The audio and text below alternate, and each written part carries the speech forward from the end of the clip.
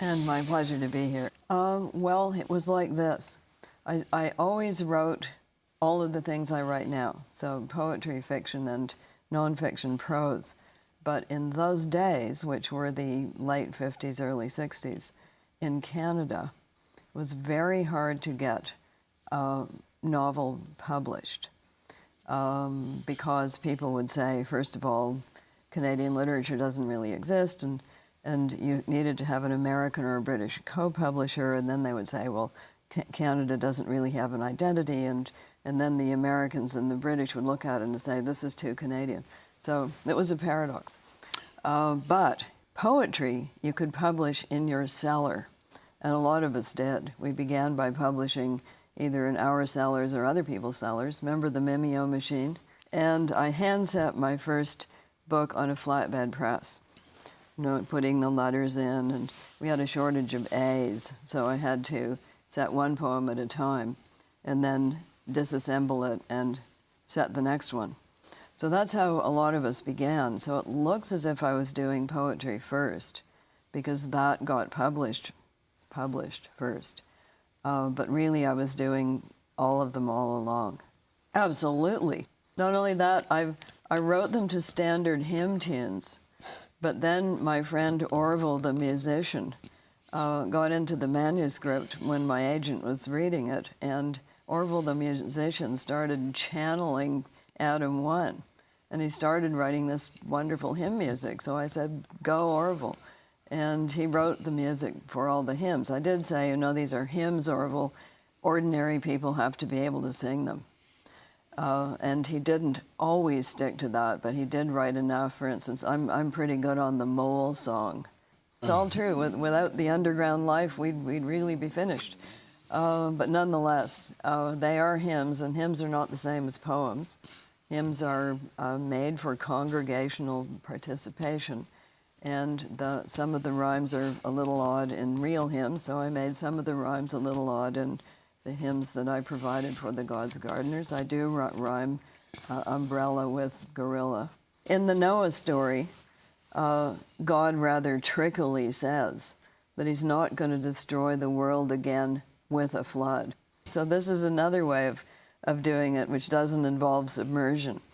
But the God's Gardeners, because they do blend scripture, nature, and science, sometimes it's a bit tricky, but they manage it. They say, okay, so it's not going to be a flood with water in it next time, but there's going to be a next time. And so they are preparing for that. They are also the alternative in this world to the power elite, which is now a merger of government and corporations. Please avoid that. You don't want it. I'm putting up a warning sign. You know, detour here, don't go there, because you don't want government and corporations to be the same thing. You have no recourse if that is the case. You don't want that any more than you want a theocracy, if you're interested in individual freedom.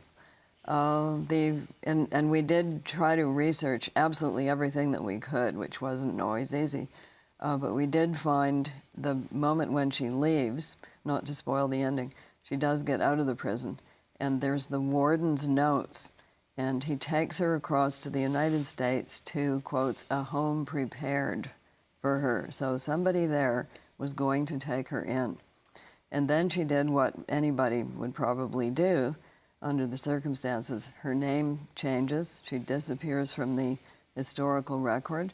There is an account written by a journalist that we don't really entirely believe, maybe 10, 20 years later, in which he says that he's met her and that she is married and has children, and that she repents of her dastardly deed, which he says she did, but in fact we actually don't know. What we know is that she told, according to the record, she told 3 stories about that event. And remember, she was barely 16. She said, first of all, search me, I don't know. Her second story was when Nancy, the murdered woman, did not come home for dinner, I was worried. And the third story was, I saw I saw the accused, her fellow accused person, dragging Nancy by her hair to the cellar. So there is a big jump between search me, I don't know, and dragging by the hair. You know, there's a large amount of territory covered there. So what leads you to think that there's a fourth story that she never told? So we actually really don't know. We know that she ran away with the murdered woman's wardrobe, bad fashion choice. So you could put a big banner over the top of it and call it Wonder Tales. And under Wonder Tales, we might have Dracula over here and maybe some werewolves and in present day terms, some zombies. Hate to break it to you, but I haven't met any real zombies yet, so let's call it Wonder Tales. You could have on a planet in a galaxy far, far away and in another time. We could have Star Wars, we could have Star Trek, we could have War of the Worlds, Martians arrive in huge tin cans. And then we could have 1984, and we could have Brave New World, both of which take place on this planet and are simply morphings of things that we already know somewhat how to do. In fact, Orwell was taking the Soviet Union and just flipping the dates. So that is stuff that we could do. It's not a planet far, far away. It's here, it's on the Earth. And to me, there's a big difference between that kind of story and, much as I love it, a planet far, far away with dragons and other things like that. So what I can write, because I lack the skills for Planet Far, Far Away, Galaxy in another time, much as I watch it. You know, I'm quite well versed in it, but I can't do it. So in the 30s, the golden age of sci-fi, and with weird tales and many another pulp, it was possible to make a living writing these kinds of tales for the pulps under many different names if you wrote very quickly. In fact, Ray Bradbury got his start doing pretty much exactly that. So my protagonist, my younger man in the book, that's how he makes his living. So when he appears in the narrative, it's partly as a tale teller. Sometimes there are false starts. For instance, I started Alias Grace in the third person. And I was actually in France on a train, and I got, number one, a blinding headache, and number two, the realization that I had to throw out that 100 pages. And I had to let Grace tell her own, I had to let her speak in the first person, because only that way would she be able to manipulate her listener, as it were, which of course she would do. She's telling the best version of herself, but you are led to wonder about what might be behind that. But I couldn't do that in the third person. With the blind assassin, I had to start 3 different times. The first time I started, the Ira's character was dead, and she was being discovered by a younger relative through the proverbial hat box with letters in it. So out it went, and I started again, and this time she was alive. The container had got bigger, it was a suitcase, and it had a photograph album in it, and she was being discovered through 2 nosy journalists, a man and a woman, but unfortunately they started having an affair and took over the novel, so I had to put them in a drawer, out of sight, I don't know what they're doing in there, and start again. And this time I had to let her speak for herself, and once she did that, it was fine. Then I was off to the races. The container got even bigger, became a steamer trunk, and in that steamer trunk, to this very day, you will find it in the chapter called, surprisingly, The Steamer Trunk. Well, that's one way of looking at it. Having been born in 1939, 2 years, 2 months after Canada went into World War II, I, of course, grew up in wartime and have always been very interested in totalitarianisms. So The Handmaid's Tale is one way of looking at it. If the United States were to go totalitarian, what would that look like? So under what pretense or using what would such a system, which is not men against women, because if it were, then all the men would be having a lovely time, and none of the women would be. It's a true totalitarianism. They're always pyramid-shaped. They're always run from the top. The people at the bottom are always pretty unfree, and those at the top have a lot more perks, as you see in the Handmaid's Tale. So, of course, studying the Soviet Union, now we know a lot more about it. We can get at the documents much more. Looking at Nazi Germany, looking even at what happened to Mao's China. So it's more like that. So if that were to happen here, how would it happen? I put nothing into The Handmaid's Tale that human beings have not done at some time in some place. The shocking thing was that I said it all in Cambridge, Massachusetts. So what we think of as being home of liberal democracy, but it was not always such. So you don't have to go back too far in history before you find, in fact, a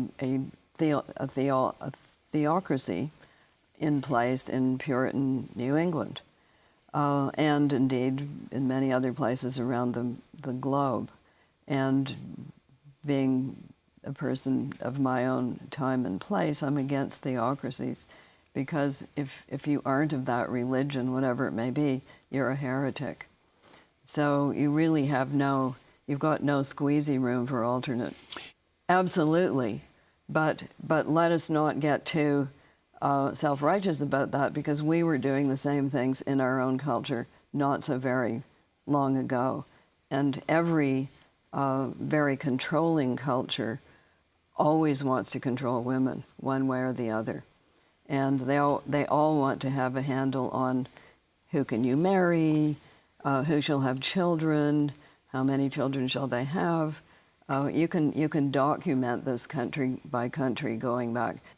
Things wash back and forth, and everything's connected. So first of all, women's comparative freedom right now is absolutely dependent on cheap energy, just for starters. Number two, it has a lot to do with what kinds of jobs an economy depends on, and who is equipped to do those jobs. So in an agricultural society heavily dependent on upper body strength and physical labor, there was a big division. So if you were a farming family, women did the kitchen garden and the hands. I know this, it was my grandparents. So, you know, these people did these things, those people did those things. You actually wanted a lot of children to help you run the farm. China growing rice, you know, look how that all worked. So in comes cheap labor, typewriters, secretarial positions, big retail stores. These are jobs that women can do, and big surprise, all of a sudden they start doing them. Long pen. Okay, you know, beam me up, Scotty. The person turns into a lot of pixels, and then, so what the long pen does is a beam me up, Scotty. You create an original yourself. It flies through the air and appears in physical form in another location. If you wish, you can also store all of that digitally and produce it when you wish. And it's in a company now called Syngraphy, S-Y-N-G-R-A-F-F-I, from the old Roman form of making a true copy. First of all, it's mostly in banking right now, particularly in mortgage signing, so that you do not have to wait 5 days or drive a lot of hours in a car to sign a document.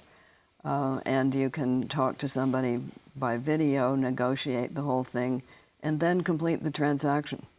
So you can have a video conferencing with transaction completion.